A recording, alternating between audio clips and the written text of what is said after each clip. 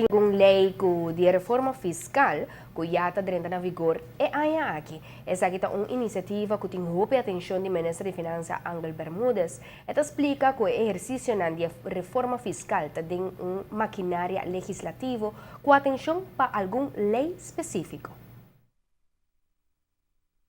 Lei pa assim uma vast ding winstbelasting, tá self-assessment que também na figura aqui e também diferentes leis com outra AMC na figura entre outros é ABB.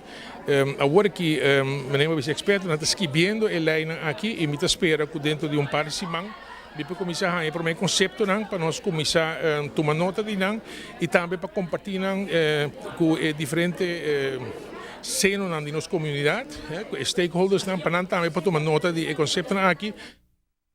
O Ministério de Finanças quer traduzir a redação de antanho de nos leis e simplificar essa que não é leis que vivem idioma muito bio e complicado assim o cumprimento difícil e exige outra energia para a execução. Adicionalmente, o Ministério Bermúdez quer que tenha alguma lei que por desaparecer simplificando o imposto como parte de exercício de reforma, lo eliminar elementos que não tem sentido mais ou que não usa mais em prática.